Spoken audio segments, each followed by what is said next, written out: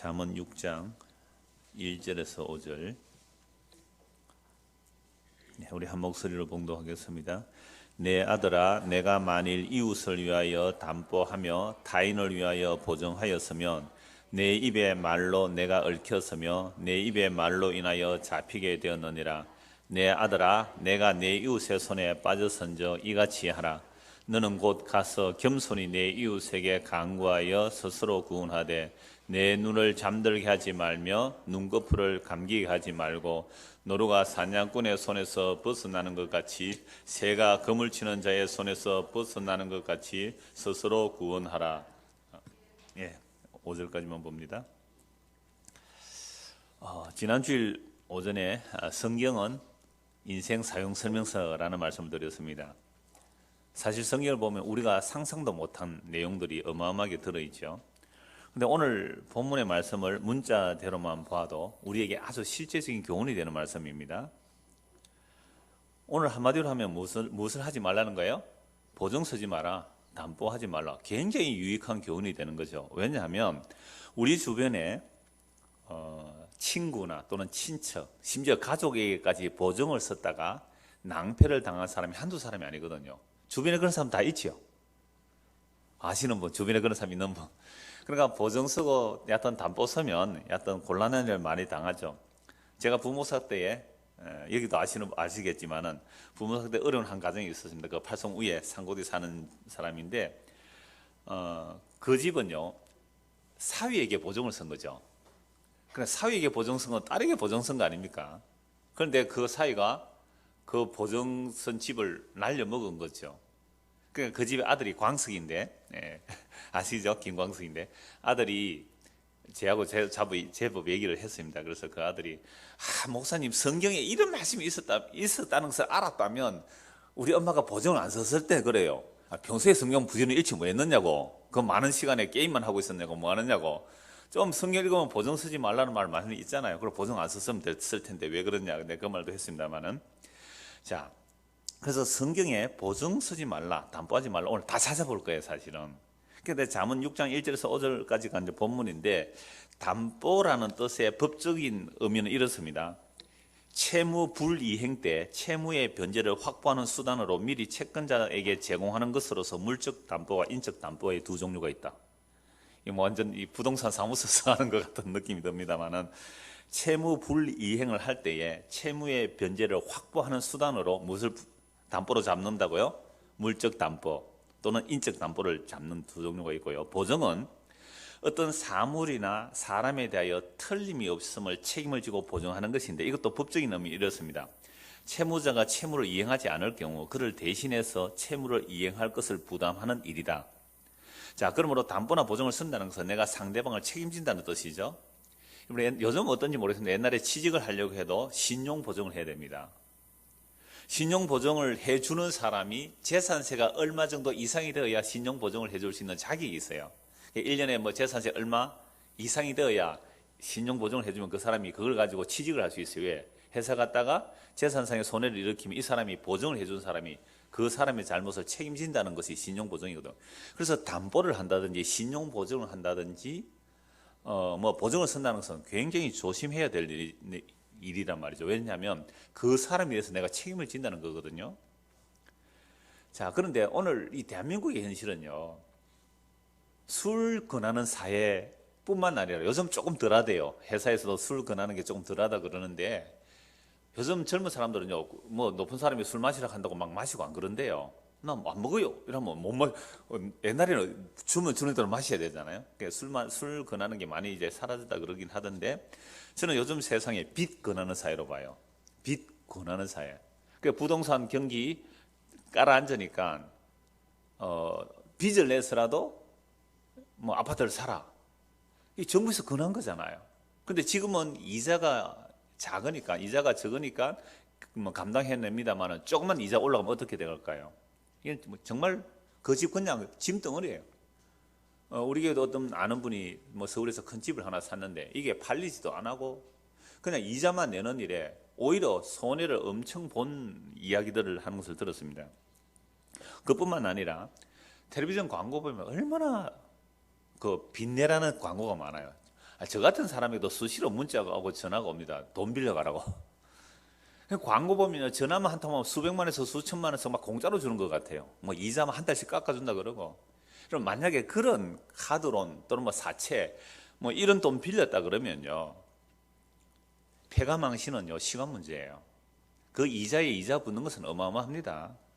이런 것 때문에 뭐 정말 망한 사람들 많아요. 그래서 오늘 말씀에 이런 사람들은 지금 기가 솔깃합니다. 그러니까 담보 보증을 어떻게 해야 되는가? 오늘 본문에 보니까 뭐라고 말하죠?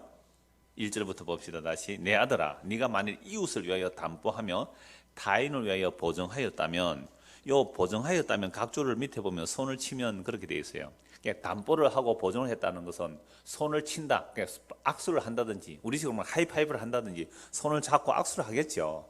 당신하고 내가 보증 섰다 이런 거죠. 그래서 보증을 선다는 말 항상 손을 친다는 표현이, 손을 잡는다는 표현이 같이 되어 있습니다. 자, 이걸 제가 세 번역으로 보면요, 1절이 이렇게 되어 있습니다. 네가 이웃을 도우려고 담보를 쓰거나 남의 딱한 사정을 듣고 보증을 쓴다면, 이런 보증을 쓸 때 어떤 사람이 보증을 쓰죠? 우리 이웃이 정말 돕기 위해서 너무너무 딱한 사정이기 때문에. 그래서 여러분들 어떤 사람이 와서 사정을 하잖아요. 보증을 좀 써달라고, 담보를 좀 잡아달라고, 그럼 내가 얼마를 융자내어서 갚아내겠다고. 그런데 그런 사람들의 말은요, 거의 거짓일 경우가 많아요. 왜냐하면 자기의 위급한 불을 끄기 위해서, 예를 들어서 한 5천만 원 빚을 져 있는데 뭐 한 2천만 원 빚 져 있다고 그렇게 말을 할 수가 있어요. 그래서 너무너무 안타까워. 담보를 해서 2천만 원 갚아주면 나중에 또 나온다니까요. 그러니까 빚진 자들은요, 하여튼 어떤 식으로든 옆에 사람들에게 피해를 끼치게 마련이에요. 그래서 뭐 담보나 보증을 쓰는 것이 오늘 이 세 번역으로 보니까 뭐라고 되어 있다고요? 이웃을 돕기 위해서 남의 딱한 사정을 보고 참 자비로운 마음으로 보증을 썼는데 그것이 같이 망하는 길로 들어간다 이 말이죠. 때로는 내가 상대방에게 많은 도움을 받았기 때문에 누가 부탁할 때 어떻게 해요? 거절 못하고 또 담보를 쓰거나 보증을 할 수 있잖아요. 자, 이런저런 이유를 막론하고 보증을 쓰거나 담보를 잡혔다면 어떻게 해야 되는가? 제가 다시 세 번역으로 2절에서 5절까지 읽어드리겠습니다. 네가 한 그 말에 네가 걸려들고 네가 한 그 말에 네가 잡힌다. 아이들아, 네가 너의 이웃의 손에 잡힌 것이니 어서 그에게 가서 풀어달라고 겸손히 간청하여라. 너는 이렇게 하여 자신을 구하여라. 잠을 자지도 말고 졸지도 말고 노루가 사냥꾼의 손에서 벗어나듯 새가 새 잡는 사람의 손에서 벗어나듯 너는 어서 벗어나서 너 자신을 구하여라. 보증을 쓰다면 어떻게 하라고요? 너 이미 걸려들었다는 거죠. 남에게 보증을 썼다, 담보를 썼다, 걸려들었다. 걸려들었기 때문에 어떻게 해라고요? 잠도 자지 말고 그 사람에게 막 무릎을 꿇든지 간청을 하든지 삭삭 빌든지 그 보증에서 빨리 벗어나라. 그 담보에서 벗어나라. 이 이야기죠. 그래서 보증을 썼다면 그건 올무에 걸려난 거나 마찬가지란 말이죠. 그래서 노루나 새가 올무에 걸렸다 탁탁 떨쳐나갈 때 그렇게 되듯이 너도 그 보증과 담보에서 빨리 풀려나지 아니하면 너도 같이 이제 망한다 이 말이에요. 자, 그래서 잠언에 나오는 그 보증 담보에 대한 내용만 다음에 또 본문에 나오면 나오겠습니다. 그때는 간단히 보도록 하고 오늘 전체 잠언에서 나오는 내용을 먼저 한번 살펴보겠습니다. 잠언 11장 15절 보십시오. 잠언 11장 15절. 타인을 위하여 보증이 되는 자는 손해를 당하여도 보증이 되기를 싫어하는 자는 평안하니라. 자, 타인이 우리에게 와서 이웃이든 뭐 가족이든 친척이든 친구든 와서 보증 써달라고 할 때에 뭐 그 참 친한 친구고 평소에 잘 지냈고 내가 또 도움을 받은 사람이 와서 보증 좀 써달라 하면 거절하기가 어때요? 진짜 그 바로 눈앞에서 보증을 거절하기 참 힘든단 말이에요. 그런데 타인을 위해서 보증이 되는 자는 뭐예요? 결국 손해를 당해도 보증이 되기를 싫어하면 평안하다. 근데 좀 이기적인 거 안 같아요? 아니, 보증 좀 써달라고 하는데 보증 좀 써주면 그 사람이 좀 살 수 있는 희망이 있을 때에 보증 써주는 거 좋지 않습니까? 우리 지난주에 율법과 선지자의 강령이 뭐였습니까? 마음을 다하고 성불 힘을 다하여 하나님을 사랑하고 네 이웃을 이와 같이 네 몸처럼 사랑. 그러면 이 잠언서 말씀은 하나님 사랑과 연결이 돼요, 안 돼요? 안 되잖아요. 너무 냉정하잖아요, 이러면. 그래서 어떤 사람이 와서 너 하나님 믿는다면서 하나님 믿지? 하나님의 율법과 선의 강령이 뭔데? 하나님 사랑, 이웃 사랑이지. 어떻게 네 몸처럼? 그럼 보증 서준 거 당연하지 않느냐고. 여러분 이렇게 들고 말씀을 들고 오면 여러분 어떻게 대답하실래요? 잠언 썼다고 외워놔야죠. 그런데 그런 말씀도 있지만 성경에 이런 말씀도 있어. 잠언 11장 15절에 봐. 그 잠언 6장에 보면 절대 보증 쓰지 말라고 그래서 라는 말씀으로 피해 나갈 거를 이제 준비해놔야 되겠죠. 그래서 어떤 번역을 보니까 어떤 해석을 보면 이렇게 말씀하고 있어요. 냉정하라는 말이 아니라 자비로운 마음 때문에, 아까 그랬잖아요. 이웃의 딱한 사정 때문에 자비로운 마음으로 보증을 썼다 이 말이죠. 그 자비로운 마음 때문에 스스로 망하지 않게 하라는 뜻이다. 그러면 자비한 마음으로 이웃에 대해서 딱한 상황을 보고 보증을 쓴다는 것은 스스로 어떤 길로 가는 거예요? 망하는 길로. 그래서 망하시려면 보증 써주세요. 그러니까 내가 집을 한 채 있는데 집 한 채에 대한 보증을 써준다면 내 집이 다 날아가도 괜찮습니다라는 마음이 되면 뭐 하면 돼요? 보증 써주면 되겠죠. 그 정도 자신 없으면 보증 쓰지 마세요. 잠언 17장 18절입니다. 17장 18절.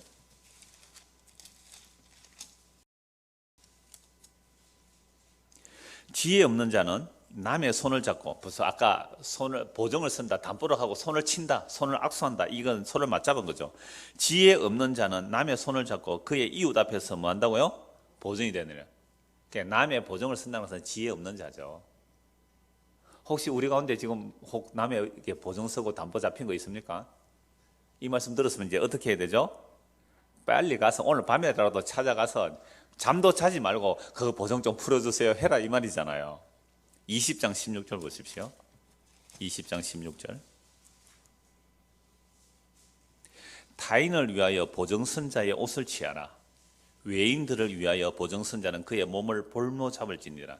그러니까 외인들을 위해서 보증을 쓰면 몸이 볼모 잡히고, 타인을 위하여 보증 쓴 자의 옷을 취하라. 이 옷은 겉옷이잖아요. 그러니까 타인을 위해서 어떤 보증을 썼다면 그 사람의 겉옷을 빨리 잡아라 이 말이죠. 여러분 원래 율법에 의하면 가난한 자가 자기 겉옷을 담보로 잡혔을 때에 그 겉옷을 담보로 잡은 사람이 저녁에는 어떻게 해야 돼요? 돌려줘요. 그 이불이기 때문에. 그래서 그 겉옷을 돌려주었을 때 이 가난한 자가 그 겉옷을 듣고 자면서 그 겉옷을 돌려준, 그러니까 내가 빚을 못 갚았는데도 그 주인이 자비함으로 겉옷을 돌려주었을 때 그 겉옷을 듣고 자면서 감사하고 축복하는 거예요, 그 사람을. 그래서 정말로 가난한 자의 겉옷을 전당 잡았을지라도 저녁에는 돌려주라. 그런데 보증 쓴 사람의 겉옷은 어떻게 해요? 돌려주지 말고 취하라. 그냥 보증하지 말라는 말이 성이 이렇게 많이. 그러니까 가난한 자가 받는 그런 보호조차도 못 받는 자가 누구예요? 보증 서는 사람, 담보 잡는 사람, 담보 잡혀주는 사람. 가난한 자는 정말 법으로 보호해주지만 네가 보증을 써서 그 사람 때문에 홀라당 망하게 되면 가난한 자가 받는 보호도 너는 못 받는다. 잠언서 보면 보증 쓰지 말라 이렇게 무시무시하게 나옵니다. 잠언서 22장 26절 보십시오.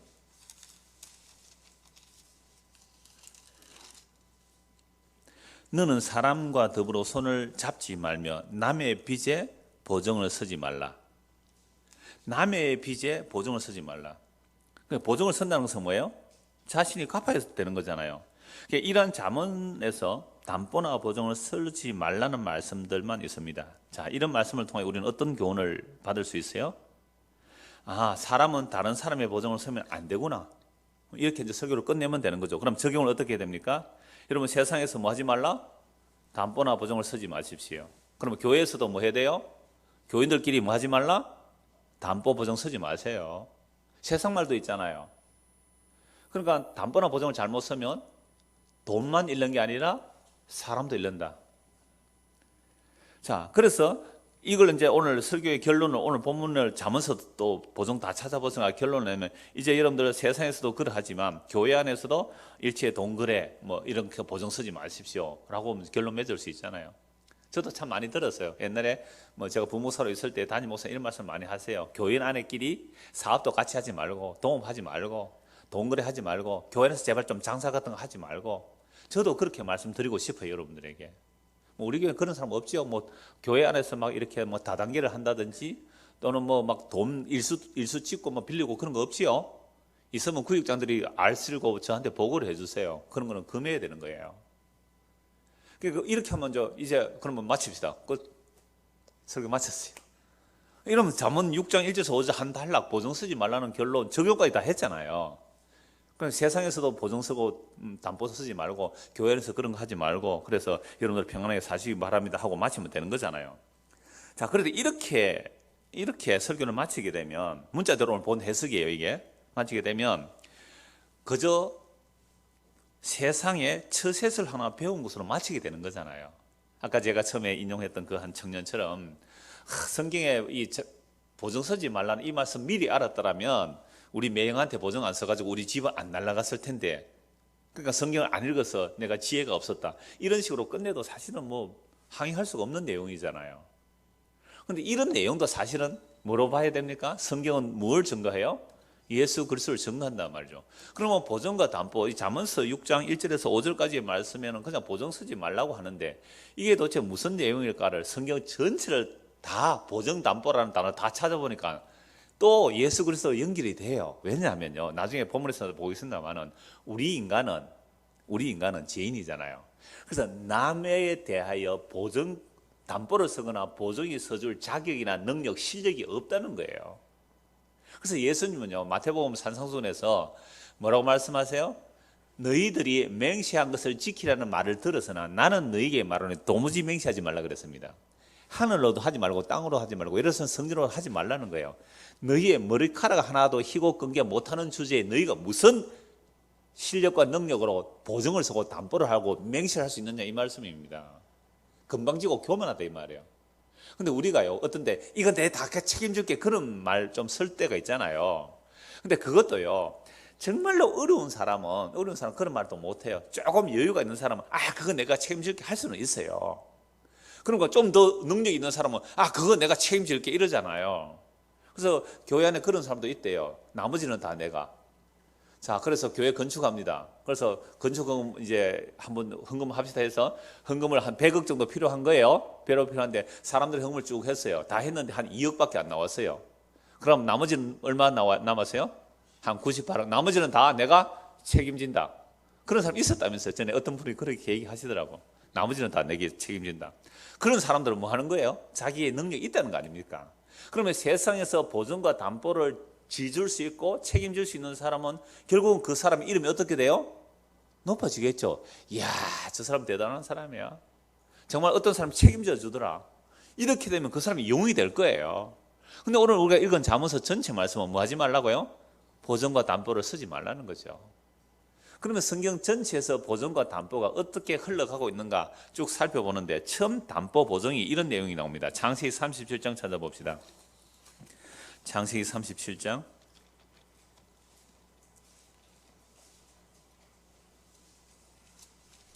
15절.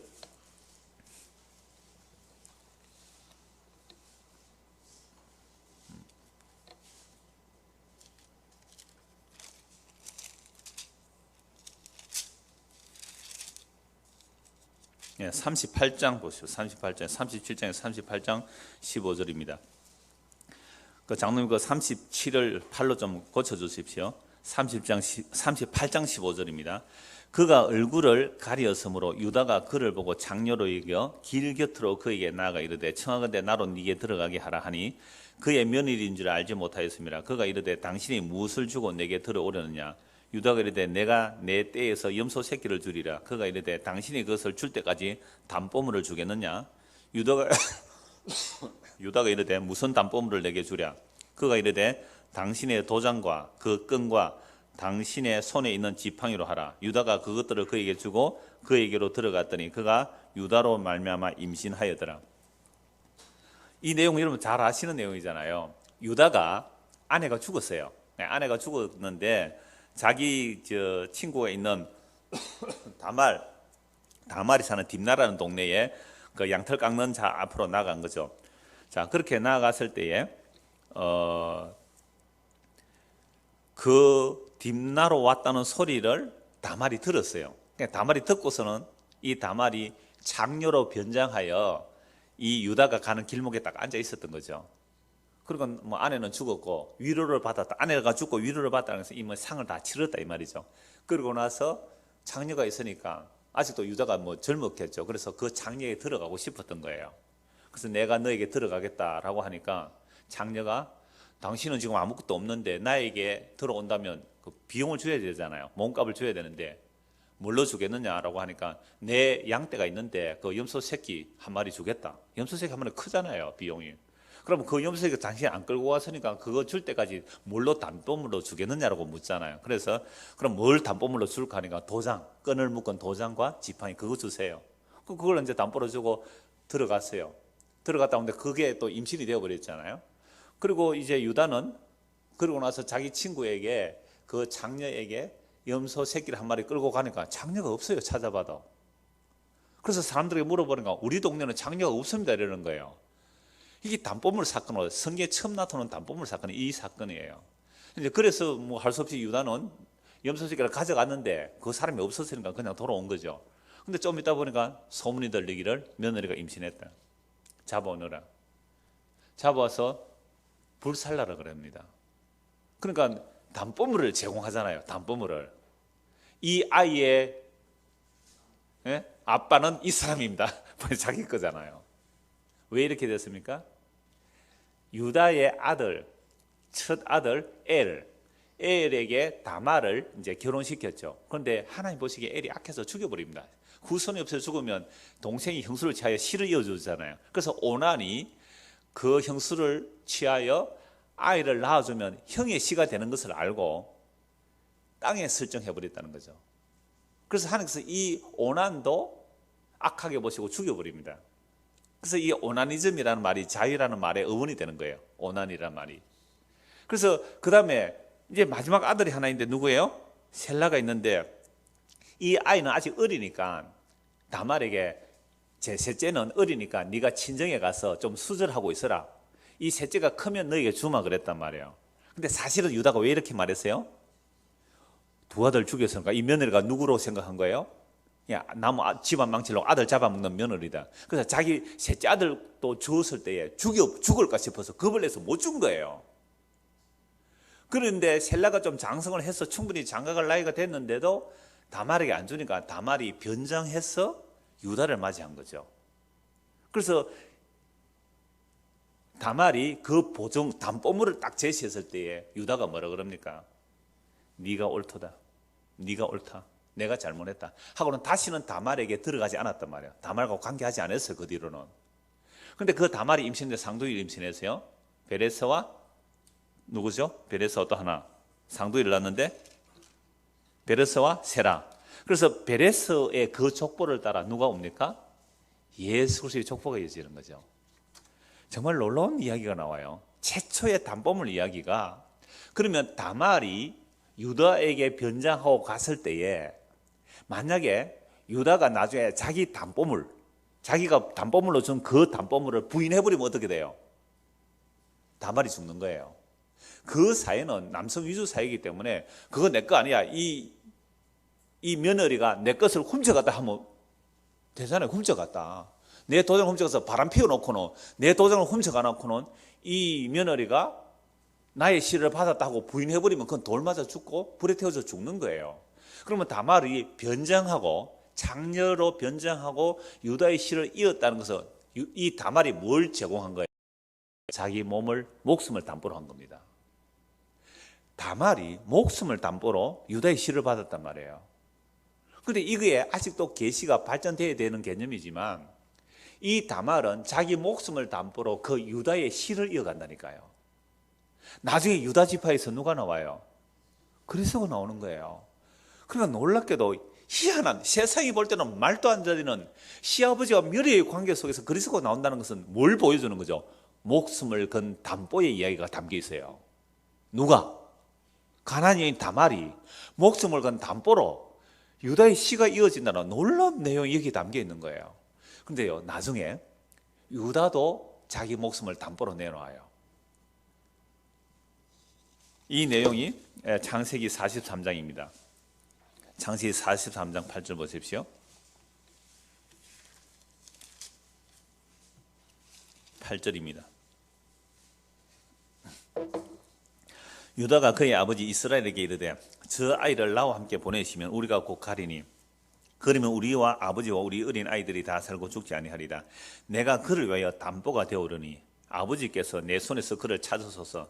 내가 만일 그를 아버지께서 때려다가 아버지 앞에 두지 않으면 내가 영원히 죄를 지리다. 유다가 자신의 몸을 담보로 제공하겠는 거죠. 누구에게? 아버지 야곱에게. 이 일이 왜 일어난 배경은 알잖아요. 이스라엘 백성들이 애굽에 들어가기 전에 일어나는 일이잖아요. 그래서 애굽 땅에서 요셉이 팔려가서 그게 총리가 되어 있지만 요셉의 형들이 한 번 갔을 때 몰라요. 요셉을 누군지 못 알아봐요. 그런데 그게 시몬의 볼모로 잡혀 있고 베냐민이 있다는 얘기를 듣고 베냐민 데리고 오라. 안 그러면 너희들은 간첩이다. 요셉 일부러 시험하는 거죠. 그래서 형들이 와서 베냐민을 데려가야 된다니까 야곱이 못 보고 요셉도 짐승에 찢어 죽었는데 이 자기가 사랑하는 라헬의 아들 그 베냐민 하나뿐인데 얘가 죽으면 어떻게 하느냐 안 주는 거예요. 그때 유다가 아버지에게 하는 말이 아버지 베냐민 같이 내려가겠습니다. 만약에 베냐민을 제가 데려오지 못한다면 제가 베냐민의 담보가 되겠습니다. 그러니까 지금 만약에 양식 구하러 가지 못하면 뭐 다 죽는 거죠. 굶어 죽을 수밖에 없으니까. 그래서 야곱이 나중에 이렇게 말해요. 그래 그 아이도 죽으면 죽으리라. 그랬을 때 나중에 요셉을 만나게 되잖아요. 그런데 유다가 여기서 담보를 자기를 제공하는 거예요. 아까 다말이 자기 목숨을 걸고 유다의 희를 이어줬잖아요. 그런데 이 유다는요 또 자기 목숨을 담보로 걸어요. 내가 베냐민을 못 데리고 오면 아버지 앞에 내가 영원히 죄를 지겠습니다. 베냐민 대신에 내가 죽겠습니다 하고 간 거예요. 그런데 나중에 유다가 이렇게 합니까 안 합니까? 이렇게 해요. 그래서 요셉 앞에서 너희들이 다 이 도둑놈들을 하면서 내 은잔을 가져간 놈은 내 종이 되리라 했을 때 그 은잔이 누구에게 발견되죠? 베냐민의 자루에서 발견되니까 그들 다 잡혀옵니다. 다시 잡혀와서 그 베냐민이 내 종이 되라 하니까 형제들이 우리가 다 종이 되겠습니다. 이미 이제 회개하는 거예요. 요셉의 형들이. 그러면서 유다가 나와서 구구절절히 요셉 앞에 얘기를 해요. 우리는 올 때 12아들이 있었는데 한 아들은 뭐 잃어버렸고 마지막 한 아들이 베냐민인데 이 베냐민을 데려가지 못한다면 우리 아버지는 슬피 울며 음부로 갈 것입니다. 그러므로 베냐민 대신에 내가 담보가 되겠습니다. 나를 잡아두시고 베냐민을 제발 보내주십시오. 정말 눈물 나는 이야기죠. 요셉이 급히 울 곳을 찾아가서 운단 말이에요. 그리고 형들에게 자신을 밝히죠. 내가 요셉입니다. 그러니까 유다가 놀랍게도 이 사건 속에서 자기를 뭐로 제공해요? 담보물로 제공해요. 그러면 유다와 다말 사이에 이미 두 가지의 담보 사건이 일어나는 거죠. 정말 놀라운 내용입니다.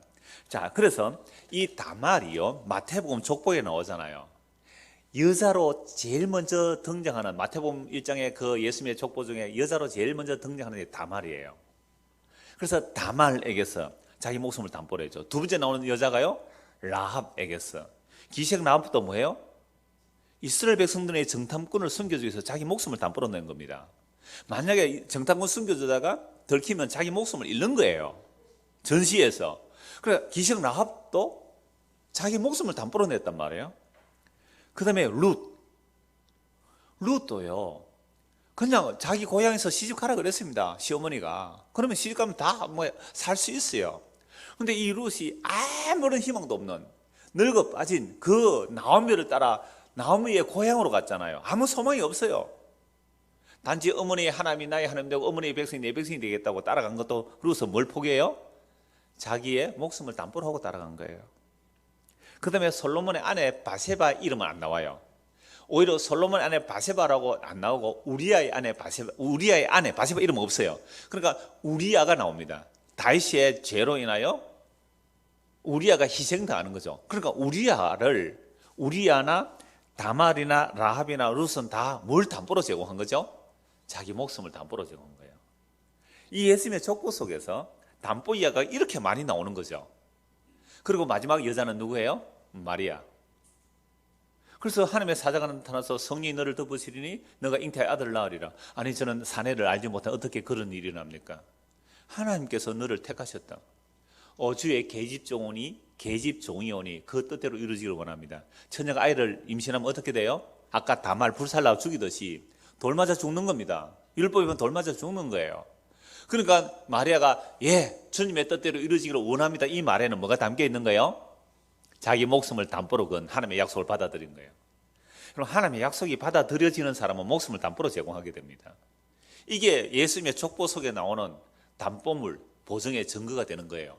그런데 왜 성경에서는 아까 잠언서는 담보하지 말라, 보증 쓰지 말라 그랬어요? 인간의 책임과 능력으로는 절대 하나님 앞에 보증 쓸 수가 없다는 거죠. 그러면 다말이나 라벤, 룻, 마리아 이런 사람은 뭡니까? 이게 하나님의 계시를 전달하기 위해서 그리스도의 영이 임하여 그들을 그렇게 만들어낸 거예요. 참된 보증과 담보는 이런 모습으로 온다. 자기 목숨을 보증하여 유다의 씨를 이은 그 하나님의 약속이 이어지는 그 계보를 보여주는 거죠. 그러면 이제 감이 잡힐 거예요. 이미 그림이 하나 그려지죠. 뭐가 그려져요? 예수님은 우리의 뭐로 오신다? 담보와 보증으로 오시구나. 그거 알 수 있잖아요. 이러면서 언약이라는 것이 희미한, 구약에서 희미한 그림자들이 점점 선지자를 통하여 시편을 통하여 발전되고 분명해지면서 신약에서 딱 보증과 담보가 결론이 내려져요. 욥기 17장 3절 제가 읽어드릴게요. 욥기 15, 우리 다 본 내용이니까. 청하건대 나에게 담보물을 주소서. 나의 손을 잡아줄 자가 누구리까? 욥의 세 친구들이 욥을 막 공격하잖아요. 그때 욥과 한참 논쟁을 벌이다가 17장에 와서는 욥이 이제 더 이상 말이 안 통하잖아요. 욥의 세 친구는 끊임없이 욥 너 죄지어서 이런 고난을 당한다. 욥은 아니다 하니까 욥이 드디어 누구에게 요청을 하냐면 주님께 요청하는 거죠. 청하건대 나에게 담보물을 주소서. 하나님이 나의 담보가 되어 주십시오. 이게 욥기 17장 3절에 나오는 내용이죠. 그래서 여기서도 담보물을 준다고 해서 손을 잡아주는 겁니다. 그래서 이런 욥의 간구에 결국 누가 등장합니까? 하나님이 등장하시죠. 하나님이 등장하셔서 물론 욥도 책망합니다만은 결국 욥의 손을 들어주므로 하나님의 담보물, 하나님의 보증은 욥의 담보물, 욥의 보증은 누가 되는 거죠? 하나님이 욥의 담보물과 보증이 됐어요. 그래서 나중에 욥의 친구들 보고 너는 욥에게 기도 받아야 돼. 너 욥에게 용서 받아야 돼. 그래서 욥의 선지자 역할을 하는 거예요. 그러니까 욥은요, 보세요. 아까 잠언서에서는 볼 때 다 같은 지혜서잖아요. 욥기서도. 잠언서에서는 담보하지 말라 그랬는데 욥기 17장 3절에서 욥은 드디어 하나님을 자신의 담보물로 요청하게 되는 거죠. 그러면 오늘 우리가 하나님이 나의 보증이 되어 주십시오, 나의 담보가 되어 주십시오 라고 하려면 어느 정도 자리에 가야 하나님을 담보물로 보증물로 부르겠습니까? 욥이 돼야 되겠죠. 욥 같은 상황이 돼야 되는 거예요. 아무것도 없어요. 다 죽었어요. 자식 죽고 재산 달하고 몸까지 다 상해버렸어요. 아무것도 없어요. 거기에다가 누가 온 거죠? 친구들이 와서 위로한다는 게 위로가 아니라 재앙이었습니다. 여러분, 어줍지 않은 위로는요, 진짜 재앙이에요. 재앙만 주는 위로자들은, 그때는 위로자들이에요. 그러니까 친구들이 위로가 안 돼요. 나의 보증과 담보물이 아무것도 없다고 될 그 시기에 이르러야 누가 보여요? 하나님이 나의 보증이 되어 주십시오. 하나님 나의 담보물이 되어 주십시오. 시편 119편 122절 이것도 제가 읽어드릴게요. 주의 종을 보증하사 복을 얻게 하시고 교만한 자들이 나를 박해하지 못하게 하소서. 그러니까 주의 종을 보증해달라는 거죠. 여러분, 시편 119편은 말씀의 장이에요. 119편 전체가 굉장히 최고의 긴 시편 내용인데요. 이 안에 전부 하나님의 말씀이에요. 그래 알렙, 기밀 이렇게 알파벳 순으로 쫙 나가는 시편이거든요. 그래서 전부 다 한 절 한 절이 전부 여호와의 말씀이에요. 그래서 여기서 주의 종을 보증하사 복을 얻게 하시고 교만한 자들이 나를 박해하지 못하게 하소서. 이 시편 119편 122절 앞뒤를 보도요, 이 부르짖는 자애가 환난을 당해요. 고난을 당해요. 환난과 고난을 당하니까 누구만이 나의 보증이 되어 달라고 하는 거죠? 하나님만이, 주님만이 나의 보증이 되어 주셔야 합니다. 그러니까 욥기를 보든지 시편을 보든지 간에 정말로 하나님이 나의 보증이 되어 주셔야 합니다 라는 이 고백이 나오려면 무엇이 날아가는 거죠? 내가 그동안 믿었던, 내가 의지했던, 내가 저 사람 나의 보증이 되어줄 거야, 저 사람이 나의 담보가 좀 되어줄 거야, 내가 어릴 때 저 사람 좀 도와줄 거야 라고 했던 사람들이 어떻게 해요? 다 무너져 내린 거예요. 그래서 다윗은요, 나와 함께 밥상에서 밥을 먹던 사람들이 뭐 했다고요? 발 뒤꿈치를 들었다, 배신했다 이 말입니다. 그러니까 주님을 보증물로 요청하는 자들은 아까처럼 마태복음 1장에 나온 그 여자들의 모습처럼 목숨을 담보로 내놓는 자들이에요. 유다처럼 이게 하나님의 언약 라인에, 하나님의 약속 라인에 들어가는 자들, 이런 모습이에요. 그런데 우리는 하나님께 기도하기를 어떻게 기도합니까? 세상에 담보물이 많아지기를, 세상에 보증할 만한 것들이 많아지기를, 그걸 복으로 이기고 있단 말이죠. 오히려 성경은 그런 것들이 너의 보증이 안 되고, 그런 것들이 너의 담보가 안 되고, 내가 너의 보증이 되고 내가 너의 담보가 되어야 한다, 이걸 보여주고 있는 겁니다. 그래서 잠언서에서 그렇게 남의 보증이 되지 말라는 말씀이 그런 말씀이에요. 이웃이 힘들고 어려우면 왜? 마땅히 도우세요. 힘껏 도우세요. 물론 사업을 하기 위해서 빚내는 그런 일에 도와주지 마세요. 그렇게 하면 거의 망해요. 그래서 사업하는 데 돈 빌려주지 말고, 정말로 아이가 학교를 가는데 학비가 없어서 정말 학교를 못 갈 정도면 돈을 빌려주되, 빌려주되, 이것은 내가 못 받아도 괜찮다는 마음으로 공부시키도록 한번 도와주세요. 그건 담보가 아니고 보증이 아니잖아요. 병원을 가는데 병원비가 없어요. 그냥 병원 가라 하지 말고 병원비 한번 대주세요. 그건 보증과 담보가 아니잖아요. 그런 쪽에 사랑이 얼마든지 하십시오. 그래서 보증과 담보라는 잠언서의 이 말씀은 지금 창세기에서 유다와 다말 이야기, 그 다음에 기생 라합과 룻, 마리아의 이야기들을 보면 자기 목숨을 거는 얘기예요. 우리가 예수를 믿는다는 것은요, 세상에 그 어떤 담보와 보증이 나의 담보와 보증이 안 됩니다라는 것이 확인되어져야 돼요. 그래야 주님만이 나의 보증이 되시거든요. 주님만이 나의 담보가 되신단 말이에요. 이제 신약에 보면 더 분명해집니다. 고린도후서 1장을 보십시오. 고린도후서 1장. 그래서 여러분들이 세상 살아가다가 성경 찾아놓고 안 그러면 또 성경 몇 장인지 잊어버리잖아요. 고린도후서 1장을 찾아봅시다. 고린도후서 1장 20절 22절입니다. 하나님의 약속은 얼마든지 그리스도 안에서 예가 되니 그런즉 그로 말미암아 우리가 아멘하여 하나님께 영광을 돌리게 되느니라. 우리를 너희와 함께 그리스도 안에서 굳건하게 하시고 우리에게 기름을 부으신 이는 하나님이시니 그가 또한 우리에게 인치시고 보증으로 우리 마음에 성령을 주셨느니라. 여러분, 그러니까 세상에서 어떤 보증을 쓰거나 담보를 쓰거나 또 해서 내가 배신을 당했을 때에 너무 좌절할 필요가 없잖아요. 원래 인간은 배신할 수밖에 없구나, 이걸 아는 거잖아요. 그러면서 뭘 또 알게 되는 거죠. 그래서 어떤 사람은요, 정말 보증 썼다가 패가 망신한 사람 많아요. 재산 다 나라고 망한 사람 많아요. 그러다가 오늘 만약 이 설교를 듣게 됐다면 어떤 일이 일어날까요? 보증이라는 이런 의미구나. 예수님이 나의 담보가 되시고 성령님 나의 보증이 되시구나 하고, 내가 보증 서준 그 책임지려고 했던 그 교만함이 깨어지고 어떻게 돼요? 망하고 나서, 보증 썼다가 망하고 나서 내가 상대방 책임나 그 교만이 깨어지고 나는 누구만을 의지하게 돼요? 진짜 우리의 보증이 되신 예수님을 의지하게 된다면 그 사람 보증 서가지고 집 날아간 것도 뭐가 되는 거죠? 복이라고 하니까 참 힘든 복이지만은 이거 진짜 복이에요. 그래서 보십시오. 하나님의 약속은 인간이 보증서가 될 수가 없는 거예요. 하나님의 약속은 얼마든지 누구 안에서? 그리스도 안에서 예가 되니, 하나님의 모든 약속 예수님만이 이루어내신단 말이죠. 그런즉 그로 말미암아 우리가 아멘하여 하나님께 영광을 돌립시다. 여러분, 하나님의 약속은 오직 예수 그리스도만이 다 이루어내십니다. 아멘. 전에는 아멘 해라 했는데 이제는 나오네요. 자주 하니까 한 번 더 할까요? 하나님의 모든 약속은 예수 그리스도만이 이루어내십니다. 아멘. 이 아멘이 하나님께 뭐가 돼요? 영광이 됩니다. 그러니까 우리가 하나님의 약속 이뤄낼 수 있어요, 없어요? 없어요. 우리가 보증 하나 써줄 수 없는 인간인데 뭘 하나님의 일을 이루어내요? 하나님의 모든 약속은 예수께서 이루어내십니다. 아멘. 이것이 하나님께 영광이 되는 거예요. 우리를 너희와 함께 그리스도 안에서 굳건하게 하시고, 그러니까 사도들도, 오늘 복음을 듣고 믿는 우리들도 누가 우리를 굳건하게 하세요?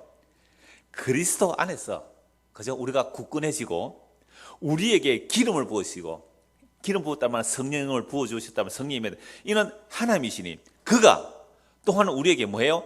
인치시고 보증으로 우리 마음에 성령을 주셨느니라. 와, 이제 선명해지죠?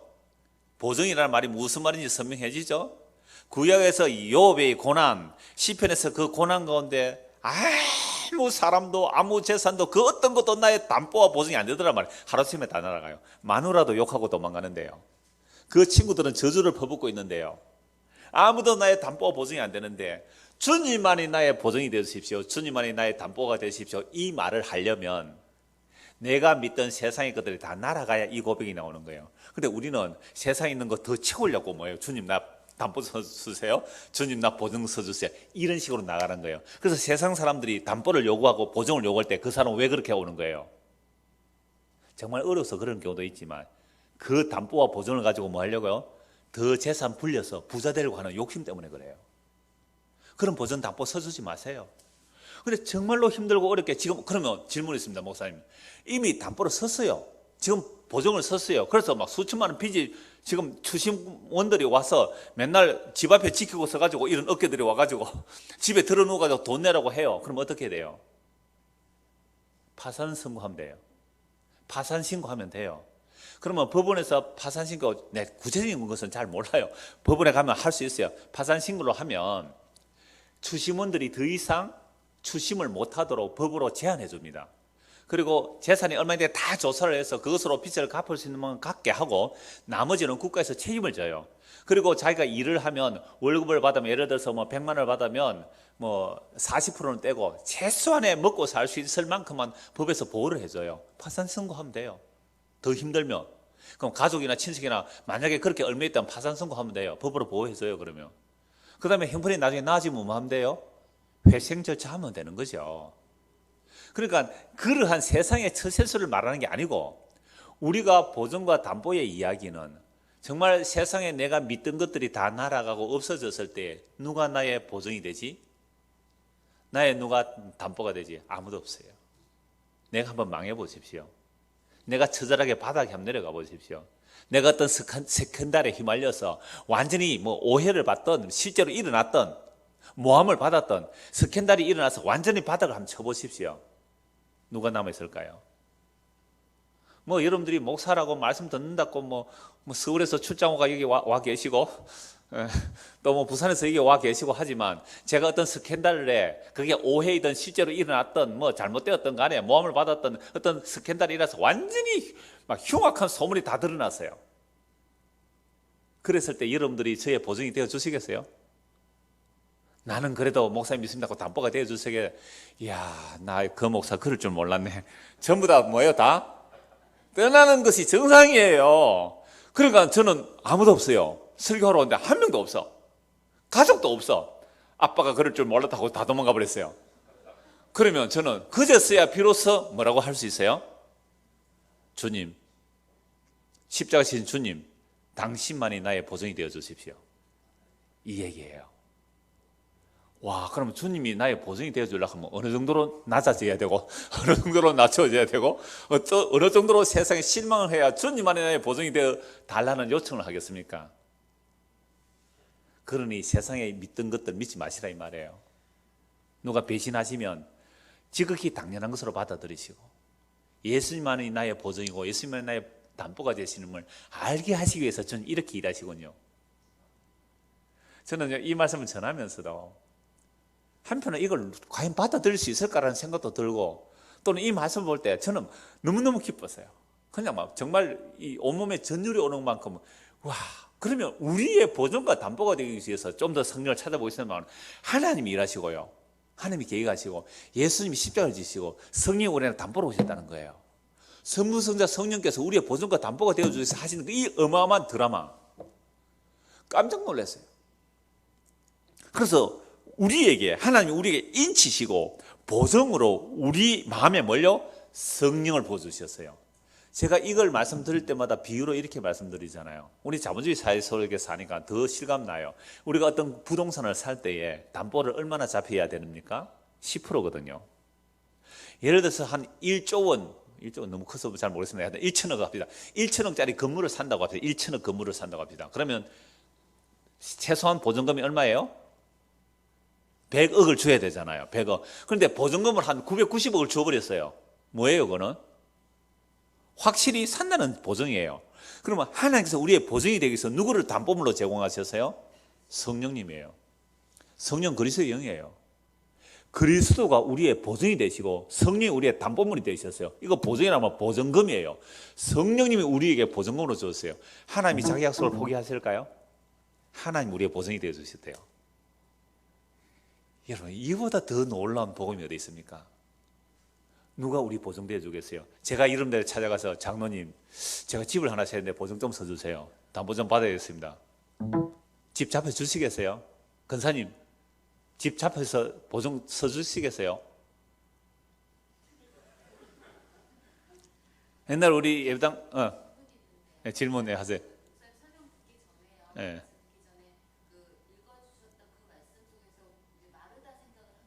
예.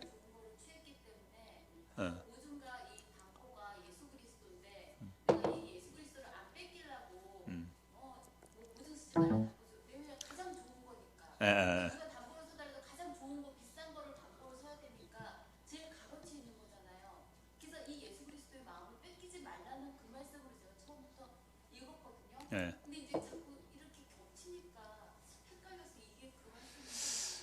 그렇죠. 그렇죠. 그런데 그렇게 되면 그 마리아가 예수님의 말씀을 놓치지 않고 들은 그것이 또 자기 의가 되는 거예요. 빼앗기지 아니하리라. 빼앗기지 아니하리라. 그런데 예수님이 우리의 보증이 되어 주신다는 그 사실을 믿는 것은 그렇게 적용하면 됩니다. 그러니까 예수님이 우리의 보증이 되어 주신 그 사실을 믿는 것은 마리아가 좋은 것을 택했기 때문에 빼앗기지 않아. 그렇게만 적용하시면 될 것 같아요. 그 질문의 내용은. 자, 그래서 예수님이 우리의 보증과 담보물이 되어 주셨다는 것은 포기하지 않는다는 거예요. 이게 얼마나 놀라운 은혜인지 몰라요. 성경 몇 곳만 더 찾아보면 이제 더 분명해집니다. 고린도 후서 5장을 보십시오. 고린도 후서 5장. 만일 땅에 있는 우리의 장막집이 무너지면 하나님께서 지으신 집, 곧 손으로 지은 것이 아니요 하늘에 있는 영원한 집이 우리에게 있는 줄 아느니라. 몸이란 말이 우리의 몸, 이 땅의 몸이 무너지는 거죠. 그런데 하늘에 있는 사람의 손으로 지은 영원한 하늘의 집, 그 부활의 영광의 몸이 있는 거죠. 그래서 몸의 부활을 얘기하는 겁니다. 참으로 우리가 여기서 단식하며 하늘로부터 오는 우리 스스로 더럽기를 간절히 사모하노라. 이렇게 입으면 우리가 벗은 자들로 발견되지 않으라 함이라. 참으로 이 장막에 있는 우리가 짐진 것 같이 단식하는 것은 벗고자 함이 아니요 오히려 더 입고자 함이니 죽을 것이 생명의 삼킴바 되게 하려 함이라. 곧 이것을 우리에게 이루게 하시고 보증으로 성령을 우리에게 주신 이는 하나님이시니라. 몸의 부활의 보증이 누구예요? 성령님이에요. 성령님을 우리에게 주셔서 성령이 우리의 보증금으로 지불하셨어요. 몸의 부활. 그러니까 몸의 부활이 있기까지는 우리는 단식하면서 살 수밖에 없는 거죠. 성령님을 보증금으로 우리에게 지불하셨다니까요. 우리를 뭐 하려고요? 그 부활의 영광의 몸으로 만들어내기 위하여 하나님이 성령님을 우리한테 보증금으로 줬대요. 성령이 우리 안에 보증으로 임하여 있으면 내 몸이 무너지는 것에 대해서, 그죠? 우리가 이 땅에서 기대하는 바들이 무너져 내리는 것에 대해서 뭐 할 필요가 없다? 실망할 필요가 없다. 빨리 좀 무너졌으면, 성령의 보증금이 확실하게 여러분이 받으셨다면, 예? 성령의 보증금이 여러분들의 확실히 있다면 빨리 좀 무너졌으면 좋겠다. 바울은 그걸 말하고 있잖아요. 그래서 바울이 그렇게 말해요. 6절. 그러므로 우리가 항상 담대하여 몸으로 있을 때는 주와 따로 있는 줄 아노니 이는 우리가 믿음으로 행하고 보는 것을 행하지 아니하미로다. 우리가 담대하여 원하는 바는 차라리 몸을 떠나 주와 함께 있는 그것이라. 왜요?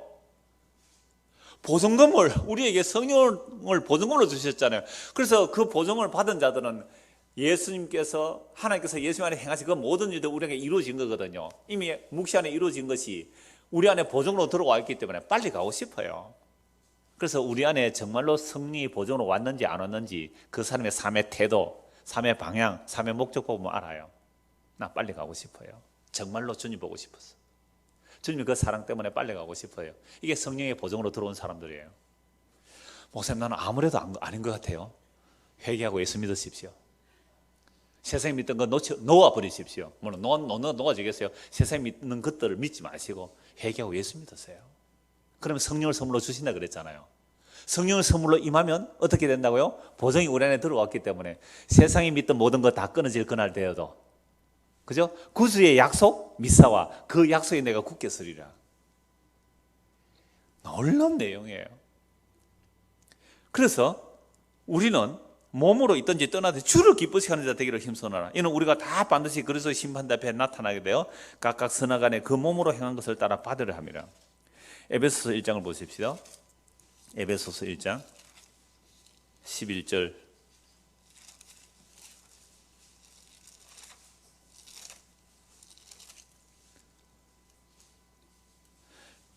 모든 일을 그의 뜻의 결정대로 일하시는 이의 계획을 따라 우리가 예정을 입어 그의 안에서 기업이 되었나니 모든 일은 누구 뜻대로 이루어져요? 하나님의 뜻대로 결정하여 계획하시고 우리가 그 안에 예정을 입어 그 안에서 기업이 되었으니 이는 우리가 그리스도 안에서 예정을 입었잖아요. 그리스도 안에서 전부터 바라던 그의 영광이 찬송이 되게 하려 합니다. 우리가 하나님의 영광이 찬송이 된대요. 어떻게 해요? 저렇게 죄인을 예수님의 희생으로 완벽한 하나님의 자녀로 만들어내는 그 하나님의 영광을 찬송하게 되는 것이 우리란 말이죠. 그 안에서 너희도 진리의 말씀을 곧 너희의 구원의 복음을 듣고, 그러니까 오늘 우리가 진리의 말씀 곧 구원의 복음을 듣고 그 안에서, 그러니까 그 안에서란 말은 예수님 빼면 아무것도 안 돼요. 복음 전하는 목사님과 복음 잘 듣는 우리가 전하고 믿고 이렇게 되면 안 돼요. 항상 뭐가 있어요? 그 안에서 in Christ, 그리스도 안에서 그리스도, 이거 빼버리면 안 돼요. 성경은 그 안에서 그리스도 안에서 너희도 진리의 말씀을 너희의 구원의 복음을, 그리스도 안에서 제가 복음을 전해야 되고 여러분들은 그리스도 안에서 복음을 들어야 되겠죠. 그래서 그 복음을 듣고 믿는 것이 뭐예요? 그리스도 안에서 믿는 거예요. 여러분이 믿는 거예요? 아니잖아요. 그리스도 안에서 믿게 되는 거예요. 그리스도 안에서 복음을 전하고 그리스도 안에서 복음을 듣고 그리스도 안에서 믿게 되고, 그리스도 안에서 빼버리면 안 돼요. 그렇게 된 것이 뭐예요? 약속의 성령으로 인치심을 받았으니, 약속의 성령이 인치죠. 그러니까 성령 오셔서 우리 안에 도장을 꼭 찍어놨단 말이에요. 이는 우리 기업에 뭐가 되시고요? 보증이 되시고 우리가 받을, 그리스도와 함께 받을 그리스도의 나라를, 하나님의 나라를 유업으로 받을 보증을 성령님이 우리 안에 오셔서 도장을 꼭 찍어놨대요. 세상 기업 날아가요. 세상에 어떤 기업도 영원한 기업 없어요. 이 세상 불타 없어질 때 세상 기업도 다 날아가요. 나의 영원하신 기업, 내 생명보다 귀한 거예요. 우리의 목숨보다 귀한 이 기업을 성령이 우리 안에서 보증으로 도장을 꼭 찍어놨단 말이에요. 그러니까 지금 우리의 담보와 보증이 누가 되셔요? 하나님이 계획하시고 예수 그리스도 십자가로 이루시고, 십자가 이루신 것을 성령이 우리 안에 와서 보증해 주셨어요. 이건요 정말로 머리끝이 쭈뼛쭈뼛한 전율이 일어나는 거죠. 클래식 음악을 틀어주는 그 FM 아나운서가 이 얘기를 해요. 정말 좋은 명곡을 골라서 명곡 틀어주는 시간인데 명곡을 틀어주니까 자기는 지금 막 정말 짜릿짜릿 전율이 다 온대요. 그 선곡에서 틀어주는 자기 자신이. 저는 아까 이 말씀 제가 준비하다가 와, 정말 말로도 할 수 없는 놀라운 일들이에요. 누가 여러분들을 보증해 주겠어요? 누가 여러분들을 담보 서주겠어요? 아무도 없습니다. 아무도 없어요. 부부도 보증과 담보를 못 서줘요. 부모 자식도 안 돼요. 우리의 죄를 누가 보증 서주겠어요? 우리의 지옥 갈 그 죄를 누가 담보로 갚아주겠어요? 예수 그리스도. 그 안에서 하나님과 성령이 일하시는 그 예수 그리스도, 그분이 우리의 영원한 보증과 담보가 되세요. 이제 한 두 곳만 보고 말씀 마무리하겠습니다. 전체는 한 곳입니다. 히브리서 한 곳이니까요. 히브리서 6장을 보겠습니다. 히브리서 6장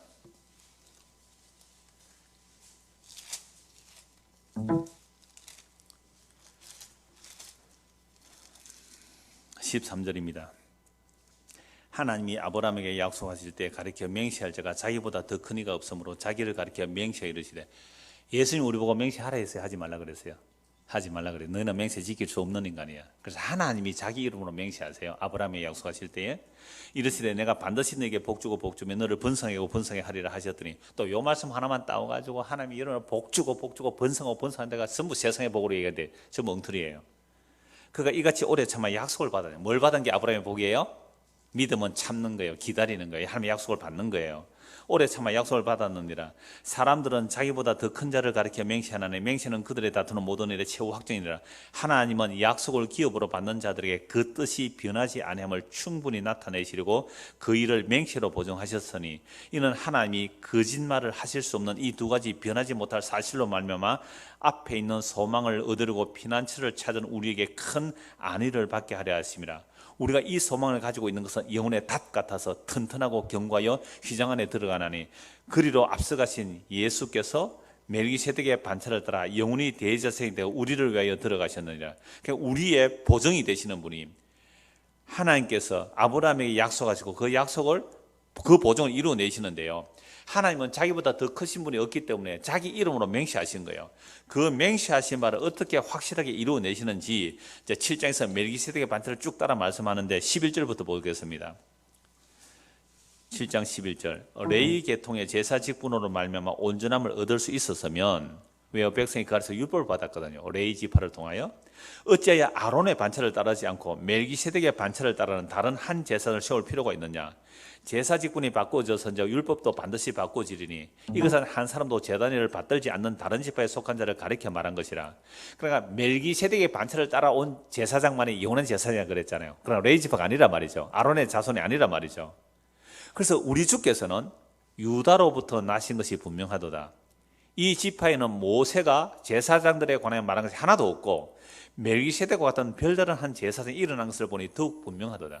그러니까 레위 지파에서 영원한 제사장이 오는 것이 아니라 그리스도가 오는 것이 아니라 별다른 멜기세덱과 같은 난데없이 태어난 한 지파로 통해서 나온다. 그게 누구 지파라고요? 유다 지파다. 그럼 유다가 아까 뭘 확인하게 돼요? 역사 속에서 자기 목숨을 담보로 거는 일. 그런데 그 이전에 누가 또 담보로 걸어요?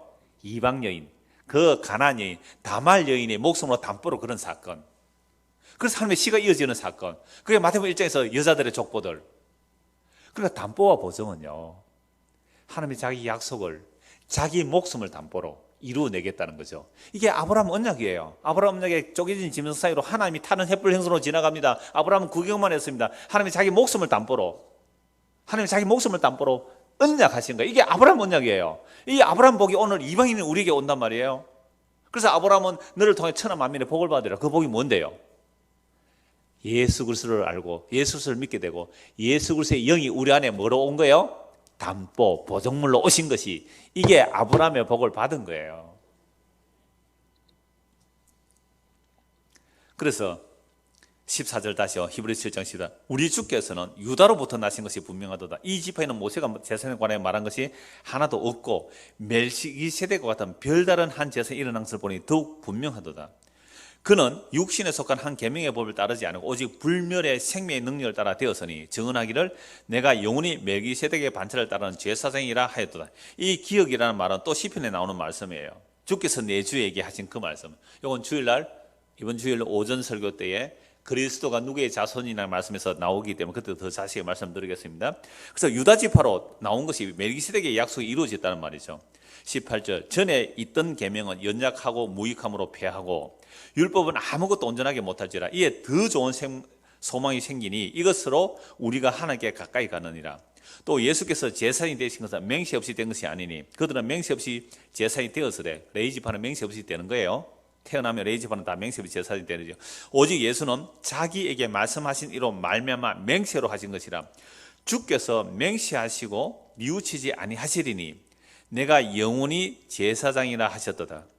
그러니까 주님은 맹세하신 것은요, 반드시 어떻게 해요? 이루어내시잖아요. 인간은 담보, 보증해도 못 지키죠. 주님은 반드시 이루어내신단 말이죠. 22절 이와 같이 예수는 더 좋은 언약의 보증이 되셨느니라. 옛 언약이 아닌 더 좋은 언약, 새 언약의 보증이 누구예요? 예수 그리스도예요. 그래서 하나님의 맹세에 대해서 예수 그리스도 맹세로 이루어낸 것이 그 십자가의 다 이루심입니다. 이 다 이루심을 성령을 통하여 자기 백성에게 부어주신 것이 성령의 보증이며 담보물이에요. 도대체 나 같은 죄인에게 어떻게 이런 은혜가 주어졌느냐? 그것은 성부와 성자와 성령의 이런 놀라운 맹세와 그 언약을 이루어내시고, 그냥 말로만 이루어내시는 게 아니잖아요. 십자가로 다 이루어내시고, 그래서 그 영을 우리에게 부어주신 것이 성령을 우리 안에 담보물로 주신 거예요. 인간의 맹세와 보증은 다 헛된 것들이에요. 여러분 청문회 할 때 선서 저는 뭐 진실만을 답하겠습니다. 순 거짓말쟁이들이잖아요. 절대로 안 만들었다 했다가 지금 문체부 장관이 지금 감옥에 가 있죠. 여러분 국회 앞에서 선서해도 저 거짓말합니다.